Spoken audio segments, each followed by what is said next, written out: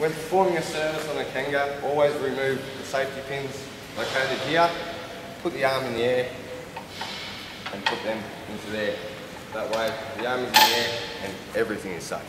Step 2, as we start our service, we remove our back cover, like so. 2 screws. Place out the way so it's safe. Side cover. Moving our side cover now. Like so. And have a general inspection over the whole machine for oil. Step 3, we start our engine, get our engine operating temperature. This normally takes around 5 minutes, then we can proceed. Okay, now we have our engine nice and hot. We can remove our oil cap. Remove the oil cap, so from the top of the rock cover. Then we can begin to drain our engine oil. We use a oil extractor to do it, to drain our oil. Removing the dipstick, which is here. Place our oil extractor line into the dipstick hole and begin to drain our oil.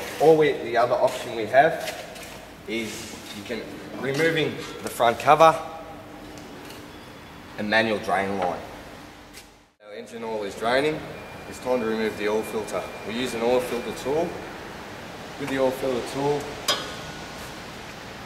down the side in here, and the oil filter is located directly under the alternator. Unscrew the oil filter. When removing the oil filter, always make sure the seal is intact.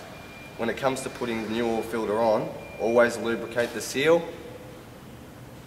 and screw the new oil filter on to where it goes. Making sure that it is nice, tight and firm, not loose. Yep. Okay, now that we've finished draining our oil, we remove our oil extractor.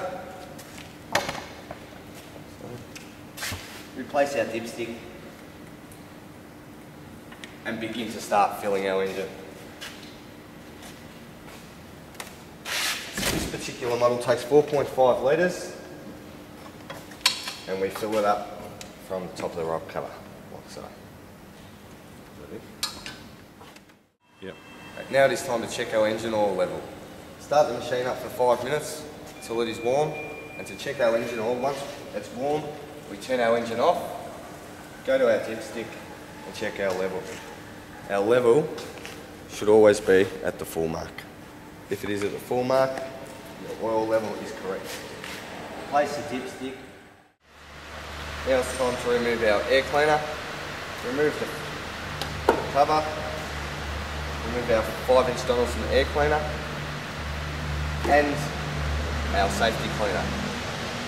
Always to be replaced on every service, and the safety air cleaner to be replaced on scheduled servicing. Also, always clean your pre-cleaner bowl by removing the top cover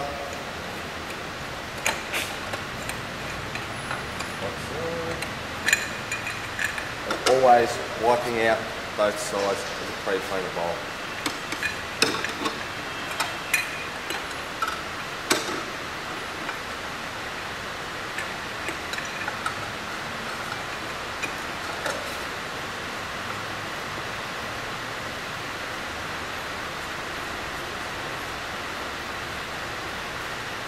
Then, with our new air cleaners, safety filter first, so, and our 5-inch Donaldson over the top with our front cover.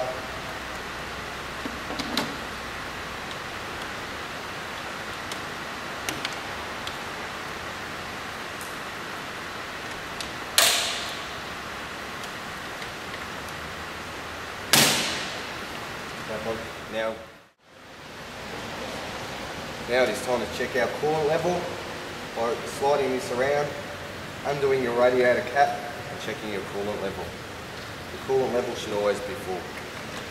Once you have done that, put your cover back on, slide around, and around here we have the overflow bottle for the coolant. The level should always be at the full line. now it's time to change our hydraulic oil filter. Again, we use an oil filter tool and a larger one. Nice and easy to get to. Unscrew our oil filter, hydraulic filter, and put our new one on. Once we've done that, we can check our pressures of our hydraulics.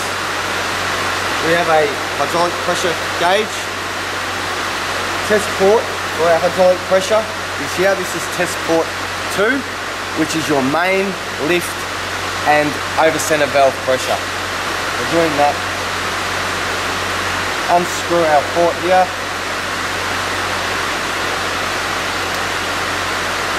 And screw our gauge on, which then will give us our hydraulic pressure readings. Now with our gauge again, we check our second port, which is port 1. With our gauge, it is located on the back of the control valve. Up here, that is for our mid-inlet pressure.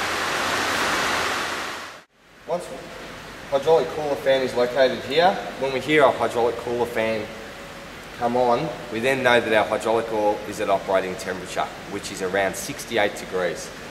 Once we have checked our fan is on, we can look at our oil level located here, and it should be at the mark as shown. Now it is time to grease our machine. We use just a normal grease gun. There are 16 grease nipple points on the loader assembly. There are also hidden grease points here and here on the leveler arm. Once we have greased all our machine, it always pays to tighten over all our 30mm nuts just for looseness in the main arm. There are also 2 hidden grease nipples as well around the back of the loader, located here and here. Yep. Okay, in the event of anything electrical, behind this side cover we have our battery. We also have our main engine fuse and also our accessory fuses. Hydraulic oil level. To fill our hydraulic oil level to the correct level, remove our side cover and put the oil into here. Also part of our service, we always check our tyre pressures and wheel nuts, whether it be a track machine or a wheel machine.